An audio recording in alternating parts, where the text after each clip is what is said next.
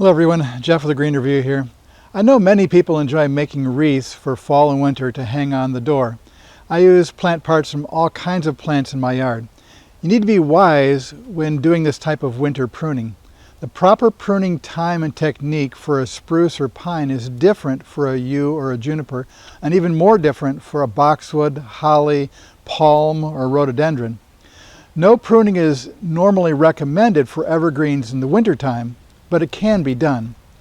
Proper pruning time is not as important when you're just snipping off a few branches and not pruning the whole plant or a hedge. Using a proper pruning technique is important no matter when the cutting is done. Always cut the shrub and tree stems back to a side branch or a bud or a new branch. Don't just cut it off leaving a stub. This is especially important on pines and spruces, where cut-off branches will not send out new growth at the end of cut-off stems or branches. Many shrubs and trees, perennials, can be used for wreath making. Walk through your landscape and look for branches that have interesting shapes and colors. You might find that they have quirky ridges like those found on burning bush or sweet gum trees. Not all branches are brown. In fact, green, yellow, and red branches are found on carya and some dogwoods. Some shrubs may still have pretty berries, but be careful if they're hung near the front door because they might fall off and stain the floor when they're walked on. Let's take a closer look at some good landscape plants for wreath making. When people think of using evergreen branches for a wreath or a swag, they often think of a pine tree. There are a lot of short needle pines and long needle pines that can be used for this purpose. The needles on some of the long needle ones are soft, like this one back here is a white pine and has long needles that are soft, and so it's very easy to use. Some of the other long needle pines have stiff needles and it makes it very hard to use, but they can still be used pretty easily. And the short needle pines like these mugo pines can also be used. On the pines, prune back to an existing side branch. Don't just cut in the middle. The cutting in the middle on the pines will be a spot where it'll die back and you'll have an infection point at that place. So don't prune back to there. Prune back all the way to a side branch so it'll heal better and not leave a dead stub. Canadian hemlocks usually have nice long flowing branches, so you can get a really nice set of branches for the wreath or the swag. They have dark green needles on top and bright silver blue needles on the bottom, and so you can, depending on how you use them in the arrangement, you get a good contrasting colors. They have very cute little pine cones, hemlock cones, and the cones kind of fall off easily, so you may need to wire or glue these in place back onto the arrangement. In the north, there are several species of plants in the Taxus genus that are called yews. In the south, there's a plant called Podocarpus that's a southern plant that's not related. It's also called a yew, and they both can be used in a wreath or swag. The northern yews, the needles are very strong and long-lasting, and they do have red berries that can be used, but the berries tend to be squishy and fall off. The berry itself is edible, but the seed on the inside is poisonous, so leave them alone. They don't tend to work very good in the wreath anyway. But the dark green needles on the yews make a very good addition to the wreath or swag. There are a lot of spruce species. A lot of them are green, and a lot of people know the Colorado blue spruce, and it's a good one for using in a wreath because the bright blue color or the silver color, depending on the variety, can be used to make a really attractive wreath. And spruces do have cones. The new spruce cones tend to stay on a little better. The old spruce cones tend to fall off pretty easily. Arborvitae come in a lot of varieties and a lot of different colors, light green to dark green, and a lot of different shapes, round to tall, and they make a good addition to a wreath. They have a light, airy kind of effect to the needles because they're kind of spread out. They are the scale shape, so they don't stab you, so they're nice and soft. And they do have little brown cones that are not quite that attractive, but if you can get them into the arrangement, they will add a little bit of color and texture to the wreath. Junipers can be tall and skinny like this one. They can be flat and low like these.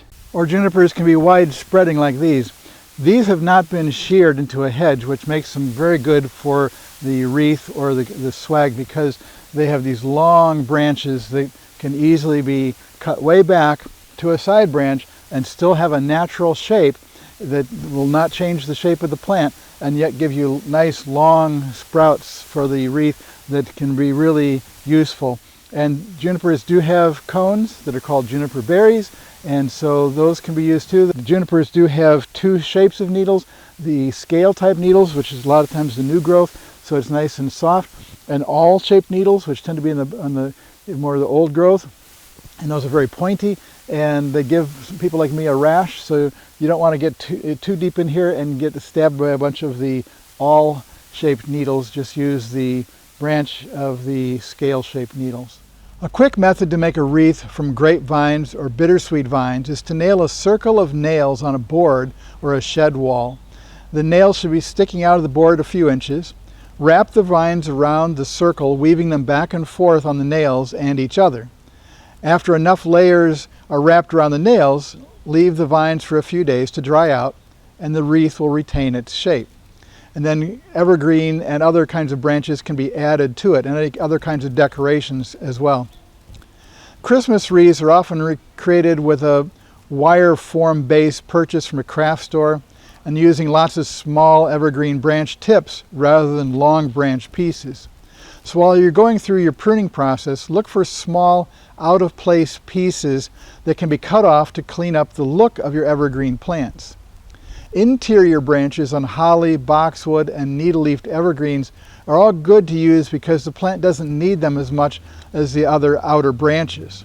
After cutting the evergreens, you can spray them with wilt-proof or another plant protector. These products use a variety of waxy chemicals to coat the leaves so they transpire less water, so less water escapes out through the needles. Well, let's see what we've gathered. We have some burning bush branches that have the nice ridges on them. We have the red twig dogwood branches, which are a nice color.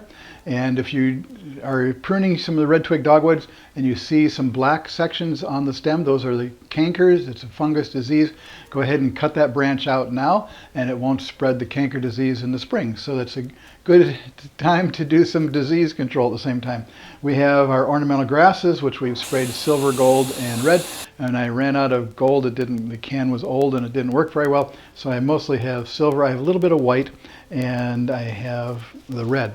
Then we have some yew branches, some hemlock, white pine, Scots pine, Colorado spruce, and junipers.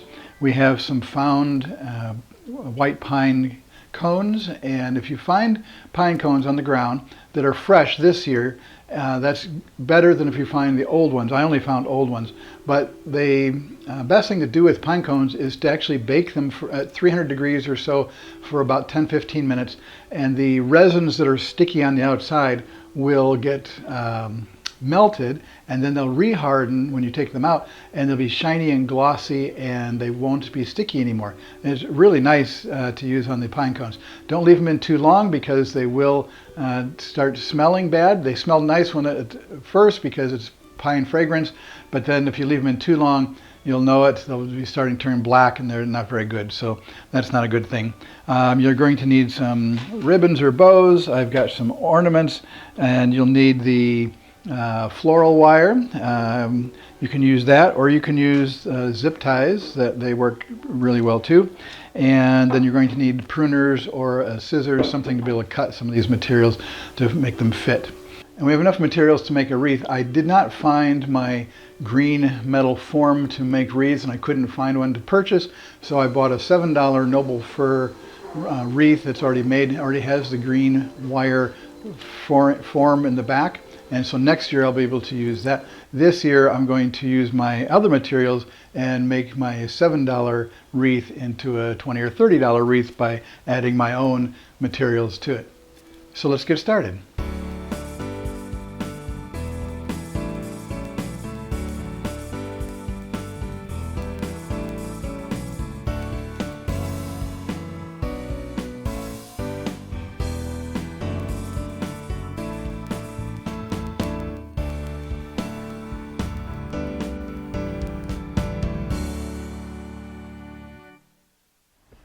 And one last thing we can do with our landscape clippings that we've gathered for our wreath and our swag, if we have too many and they don't all fit. I didn't like the way the ornamental grasses were fitting in the wreath or the swag, and I have this pot that we've used in the past that has some natural materials like the birch logs and a few little red twig pieces. It also has some artificial flowers of the poinsettias. It has some gold spangles and some silver bells and some red berries that are all short, and this pot needs some height. So one of the things I've got is a yew branch that was overgrown and in the wrong place, so we can put it in here for some tall evergreen height. That looks a lot better already.